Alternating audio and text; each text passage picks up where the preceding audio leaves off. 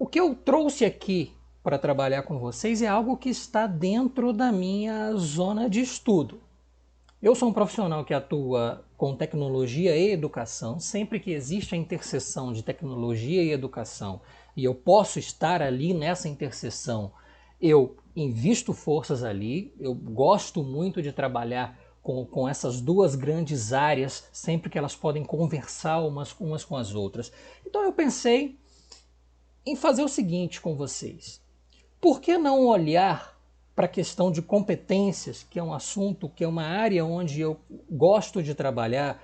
Por que não elencar, por exemplo, 10 competências, e 10 é um número bonito, de repente a gente encontra 11, junta duas, encontra 9, separa em mais duas, só para chegar em 10, 10 é um número bonito, 10 novas competências aplicáveis à liderança neste momento que a gente está vivendo, em teletrabalho, em tempos de isolamento social. Pois bem, a gente vai começar esse trabalho falando um pouco da relação entre teletrabalho e trabalho presencial, do pré-isolamento até o pós-isolamento. Era muito fácil, era muito simples antes da gente receber essas imposições, essas restrições às quais estamos vivendo hoje, de separar trabalho à distância de trabalho presencial. Só que, de repente, surge um novo elemento nesse contexto que não é trabalho à distância formalmente definido, ou teletrabalho formalmente definido, também não é trabalho presencial formalmente definido. É um terceiro elemento. E eu resolvi chamar esse cara de teletrabalho em tempo de isolamento social. E eu olho, e muitas pessoas olham para esse terceiro elemento, ao qual muitos de nós estamos vivendo, como uma coisa disforme. Algo que não há uma regularidade. Até porque as coisas estão acontecendo agora. A gente está vivendo algo que está acontecendo agora. Só que o teletrabalho formal, ele acaba bebendo ingredientes e acaba se fortalecendo a partir das novas experiências que surgem nesse teletrabalho em tempo de isolamento. E o trabalho presencial, naturalmente, por razões óbvias, ele está enfraquecido. O que eu selecionei aqui para vocês? Olha só, eu tenho certeza que muitos de vocês, grande parte de vocês, vive pelo menos 3, 4 elementos desses aqui que estão acontecendo agora e influenciam no nosso dia a dia, influenciam no nosso desempenho, nas nossas escolhas. O que foi adicionado? Crianças em casa o tempo todo com as suas demandas. Eu tenho 2 pequenos aqui, um de 7 e um de 6 anos, a gente está vivendo muito isso. A educação infantil, que também passa em grande parte por momentos de improviso. A educação infantil acaba por demandar dos pais uma espécie de tutoria, então os pais precisam de tirar uma parcela do seu tempo para ajudar na educação dos filhos. Refeições, eu, por exemplo, almoçava fora de casa, hoje a gente faz as nossas refeições em casa.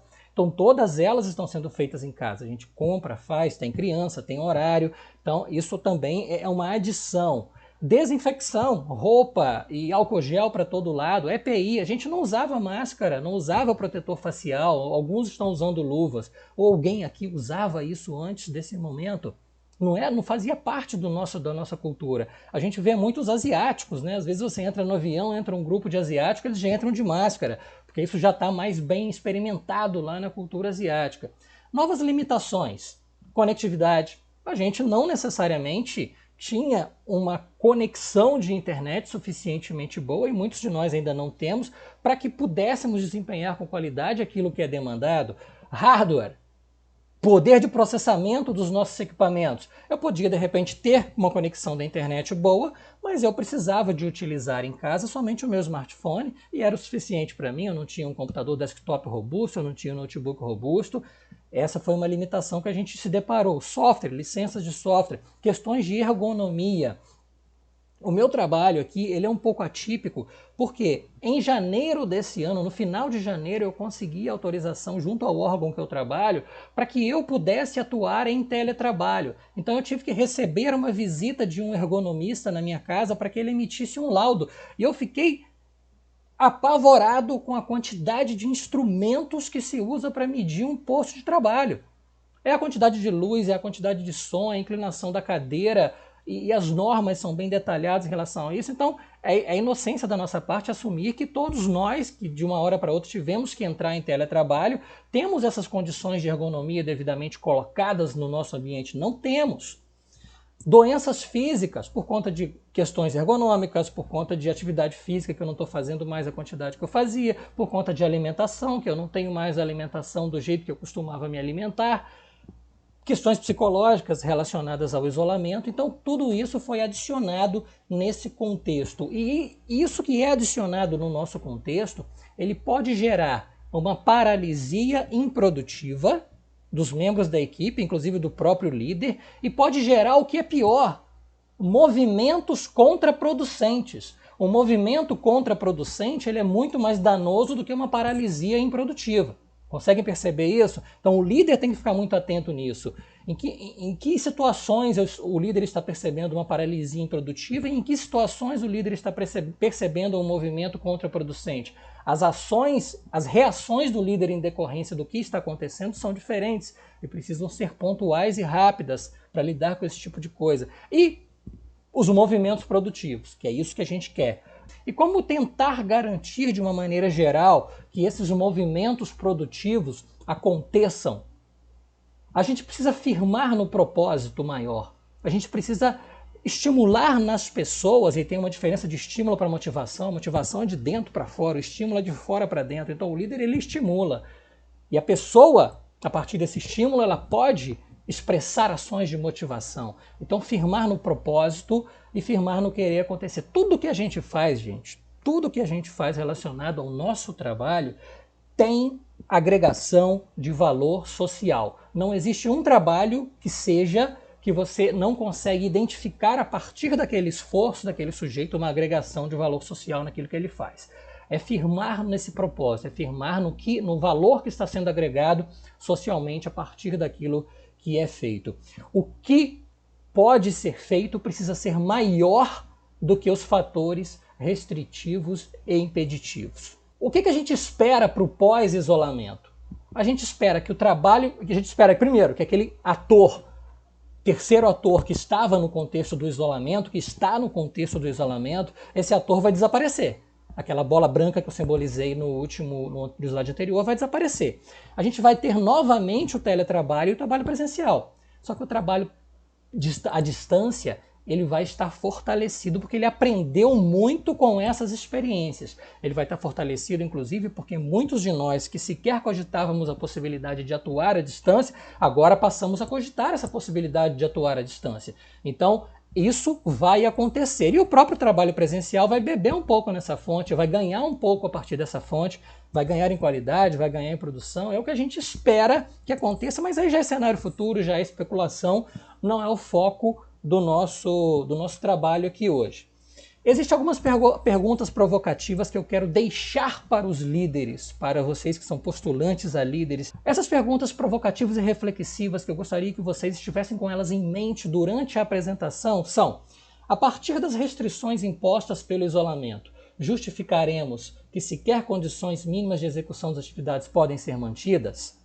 Segundo, nós buscaremos assegurar as condições mínimas e uma vez que eu já tenho alcançado as condições mínimas, pronto, não preciso fazer mais nada? Terceiro, a gente pode manter um nível de qualidade similar àquilo que era feito anteriormente presencial e a partir daí também eu encerro as investigações?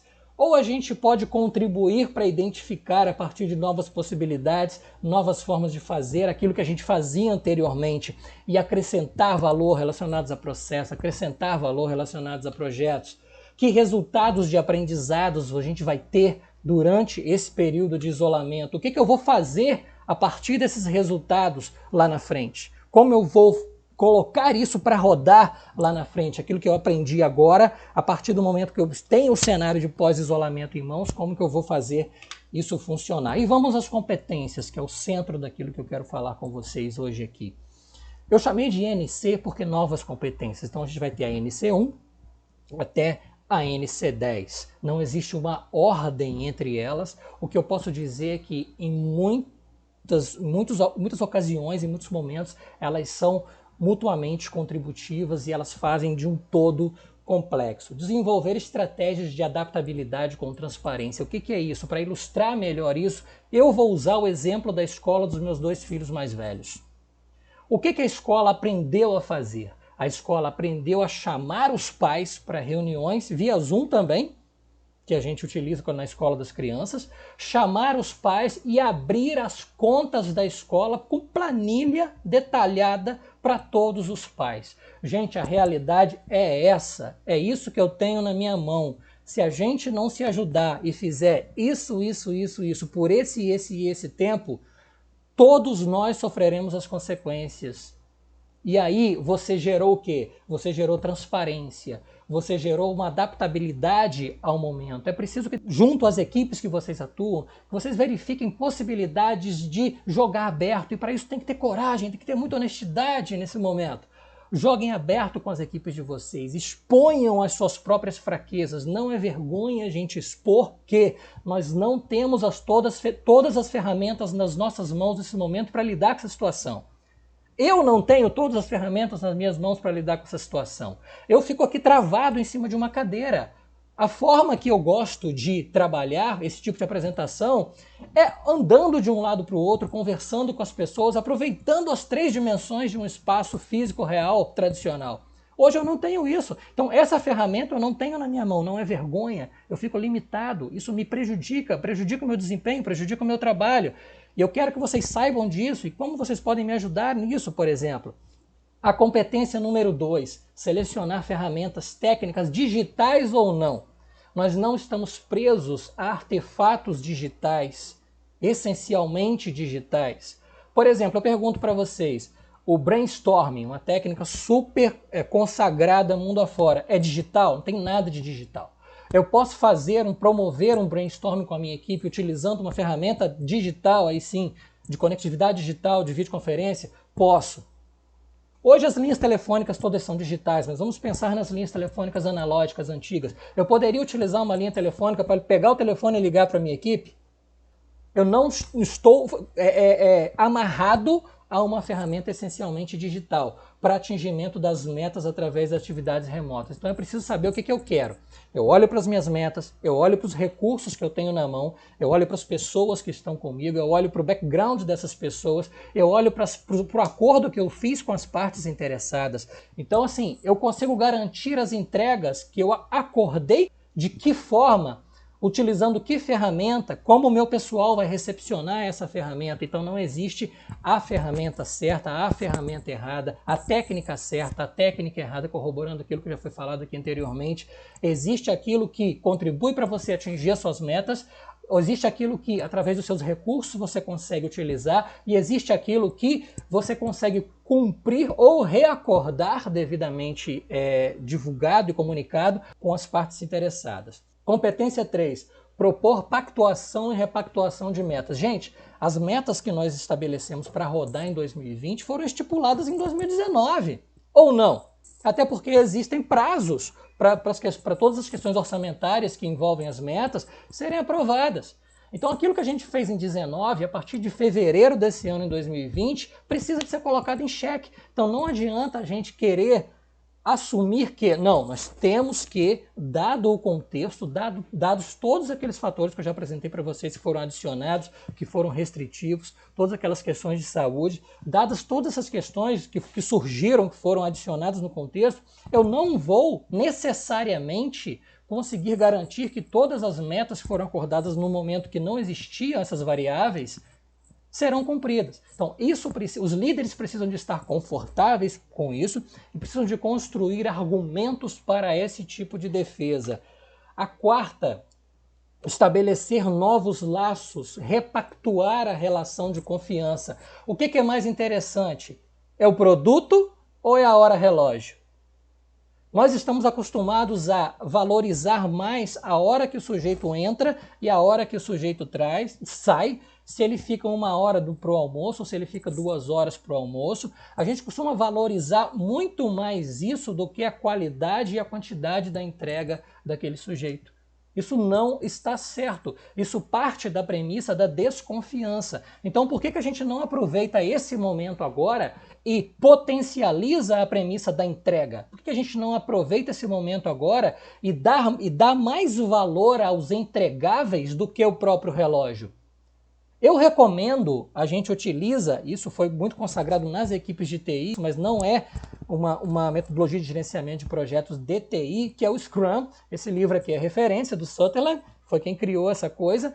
Então eu recomendo que, se vocês quiserem orientação por entregas pequenas, entregas frequentes, participação das partes interessadas na evolução daquilo que está sendo entregue, eu recomendo o gerenciamento de projeto. 5. Propor o aperfeiçoamento de novas medidas de segurança a partir do momento de aprendizado. Que a gente não tinha planos de segurança, plano de contingência, plano de risco ou comitê de risco antes, talvez seja até mais aceitável, mas em não desenvolvermos esses planos de risco, de segurança, de contingência, ou às vezes tem planos com nomes diferentes, mas que querem dizer a mesma coisa, após esse momento que a gente viveu, não colocar um comitê de risco permanente ou um comitê de combate à crise permanente para rodar, aí sim já é mais grave. Então a gente, enquanto líder, precisa de propor e estimular que esse tipo de coisa esteja presente nas nossas organizações. Desenvolver maneiras criativas de avançar em processos administrativos. Aqui eu tenho um exemplo muito legal, um exemplo real que aconteceu no órgão que eu trabalho. O que acontece? Nós gostaríamos de fazer uma previsão de uma aquisição de um equipamento para que tivesse sido realizada em 2020. Lá em 2019 nós não tínhamos orçamento para fazer isso.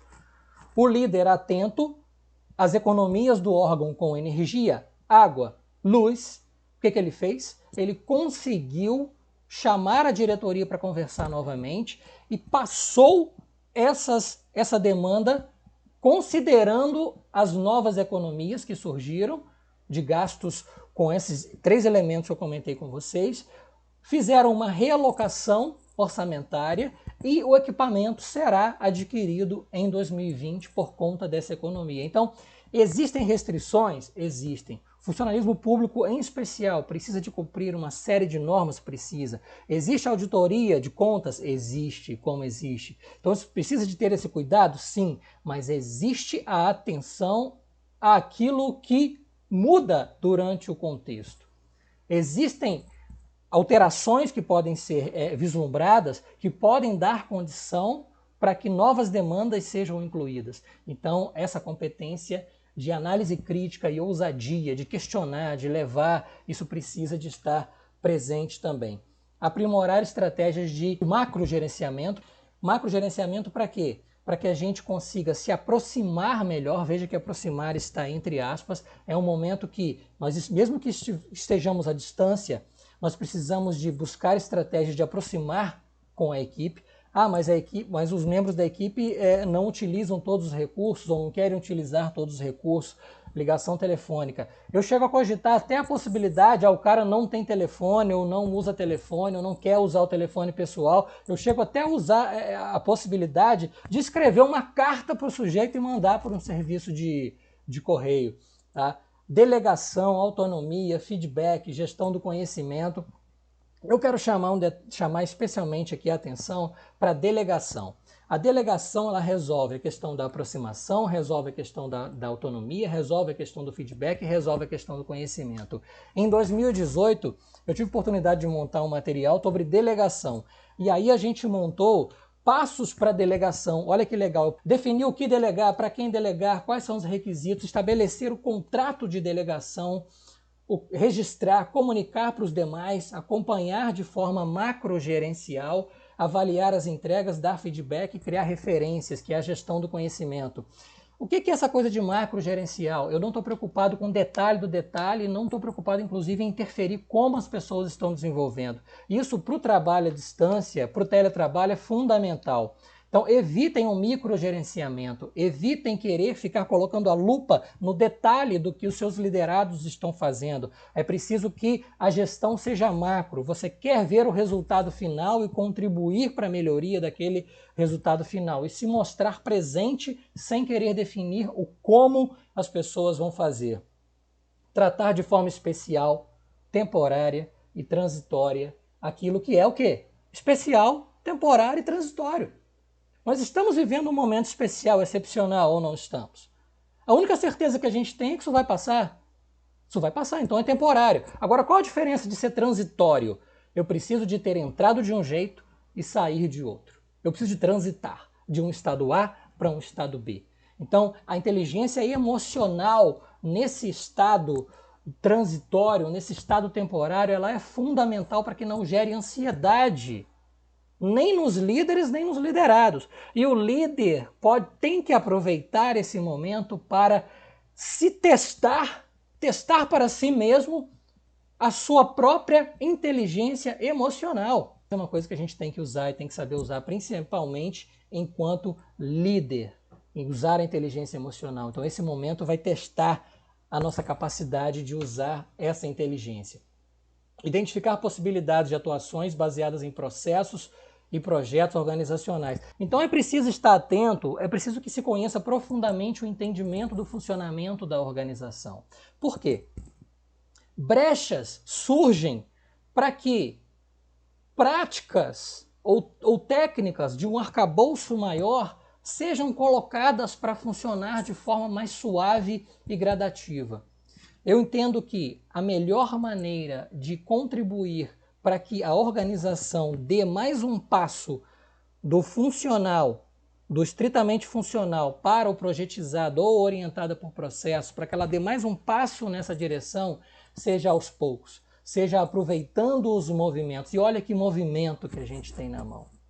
A orientação por entregas surtiu um efeito positivo, por que não colocarmos essa orientação por entregas como um argumento a mais para que a gente consiga dar um passo em direção a uma orientação baseada por projetos que presume entregas, presume resultados. Entendem do que eu estou falando? Em vez de um movimento abrupto, um movimento gradual. A última competência diz respeito a identificar meios para manutenção do foco. Isso é muito importante em relação à questão do trabalho remoto. Só que tem o seguinte, tem um estudo da Microsoft que o ser humano ele só consegue ter foco absoluto, sustentar o foco absoluto durante 8 segundos. Então é interessante que muito do que eu já falei aqui foi totalmente perdido. Então porque o nosso foco é um foco restrito, é um foco limitado. Isso é nosso, então nós temos essa restrição. E o que o líder precisa entender nesse momento? Vocês conhecem esse quadrante aí naturalmente, essa matriz de Eisenhower.